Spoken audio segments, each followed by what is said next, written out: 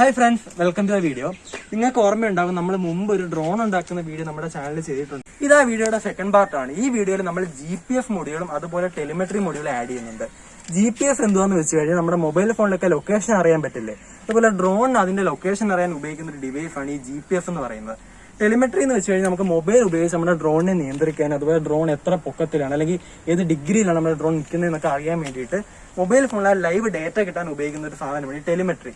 നമ്മുടെ ആ മുമ്പത്തെ വീഡിയോയിൽ നമ്മൾ APM എന്ന് പറഞ്ഞ കൺട്രോൾ ബോർഡ് യൂസ് ചെയ്ത് ഇതിൽ നമ്മൾ യൂസ് ചെയ്യുന്ന പിക്ഫോക്ക് ആണ്. APM പിക്ഫോക്കും തമ്മിലുള്ള ഡിഫറൻസ് എന്താണെന്ന് വെച്ച് കഴിഞ്ഞാൽ വളരെ സിമ്പിൾ ആണ്. പിക്ഫോക്ക് കുറച്ചുകൂടെ അഡ്വാൻസ്ഡ് ആണ്. അതുപോലെ തന്നെ പിക്ഫോക്കിനകത്ത് ഒരൊറ്റ വയർ മതി റിസീവർ കണക്ട് ചെയ്യാൻ. ഇത് ഒറ്റ ഒരെണ്ണം മതി. APMലാണെങ്കിൽ നമ്മൾ 5 വയറായിരുന്നു കൊടുത്തിരുന്നത്, അതിന് പകരം ഒരു വയർ മതി. അത് മാത്രമേ ഡിഫറൻസ് ഉള്ളൂ. ടെലിമെട്രി കണക്ട് ചെയ്യാൻ വേണ്ടി ഇവിടെ ടെലിമെട്രി എന്ന് എഴുതിയിട്ടൊരു സ്ഥലമുണ്ട്. ഇവിടെ GPS കണക്ട് ചെയ്തേക്കുന്നത്. GPS നമുക്ക് കാണാൻ പറ്റും. അതുപോലെ ടെലിമെട്രി കൊടുക്കുന്ന അവിടെ ടെലിമെട്രി 1 എന്ന് നമുക്ക് ഡയറക്റ്റ് അങ്ങ് വായിച്ച് നോക്കിയിട്ട് കണക്ട് ചെയ്യാവുന്നതേ ഉള്ളൂ. അതിനകത്ത് ഒരുപാട് പഠിക്കാനോ കാര്യങ്ങൾ അല്ലെങ്കിൽ ഒരുപാട് നമുക്ക് അങ്ങനെ ബിൽഡ് ചെയ്ത് കാണിക്കാനില്ല. അതുകൊണ്ടാണ് ബിൽഡിംഗ് ഒന്നും കാണിക്കാത്തത്.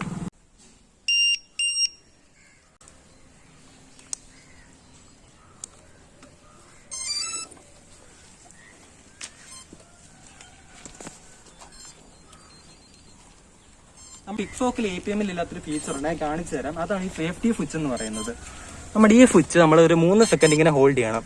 അപ്പോഴേ നമ്മുടെ ഡ്രോൺ ഫ്ലൈ ചെയ്യാൻ വേണ്ടി റെഡി ആവത്തുള്ളൂ. നമുക്കൊന്ന് ഫ്ലൈ ചെയ്യാം.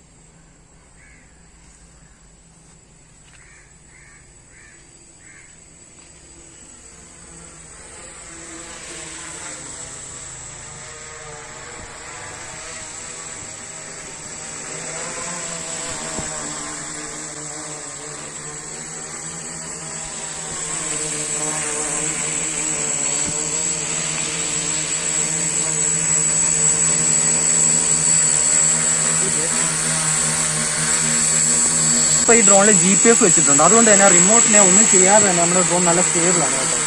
റിമോട്ടിൽ ഒന്നും ചെയ്യേണ്ട, നമ്മുടെ ഡ്രോൺ അതേ പൊസിഷനിൽ തന്നെ നിൽക്കും. ഞാനിപ്പോൾ ഈ ഡ്രോൺ ഉണ്ട് വലിച്ചു മാറ്റി റിട്ടേൺ നോക്കി അതേ പൊസിഷനിൽ തന്നെ പോയി നിൽക്കും. ഞാൻ കുറച്ചുകൂടെ ടെസ്റ്റ് ചെയ്ത് കാണിച്ചു തരാം.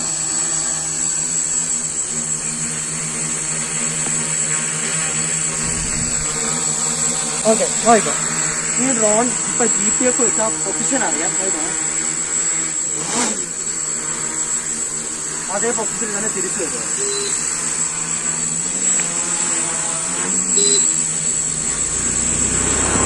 കേട്ടോ, ഞാൻ വന്ന് പൊക്കി വിടാം അതിനെ. അതേ പൊസിഷനിൽ തിരിച്ചു വരും.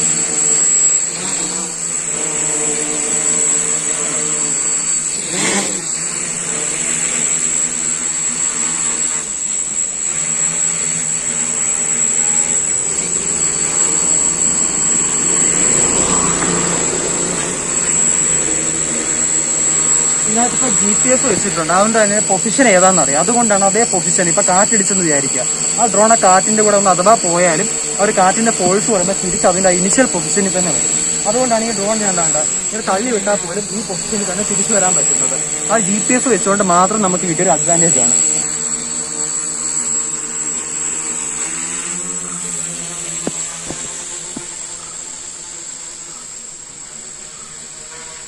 ഇപ്പൊ നമ്മൾ നോക്കുന്ന സമയത്ത് റിമോട്ടിൽ ഒരു ഇൻപുട്ട് ഞാൻ കൊടുക്കുന്നില്ല. നമ്മുടെ ഡ്രോൺ വളരെ സ്റ്റേബിൾ ആയിട്ടാണ് അവിടെ നിൽക്കുന്നത്.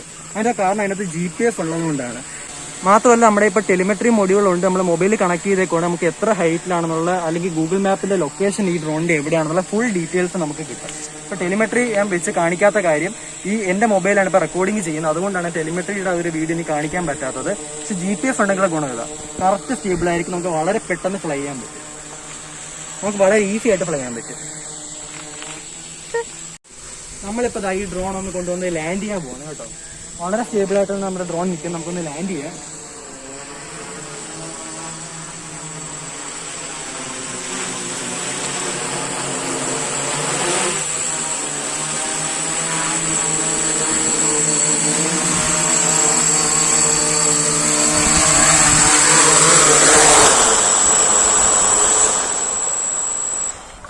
ഫ്ലൈ ചെയ്ത് കഴിഞ്ഞ ശേഷം ഈ ഒരു ബട്ടണിൽ 3 സെക്കൻഡ് ഒന്ന് പ്രസ് ചെയ്യുക.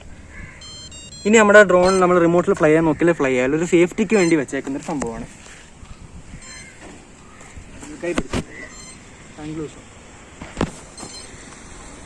അപ്പോൾ ഫ്രണ്ട്സ്, നമ്മൾ GPS വെച്ച് കഴിഞ്ഞാൽ അഡ്വാൻറ്റേജ് ഇതാണ്, വളരെ സ്റ്റേബിൾ ആയിരിക്കും.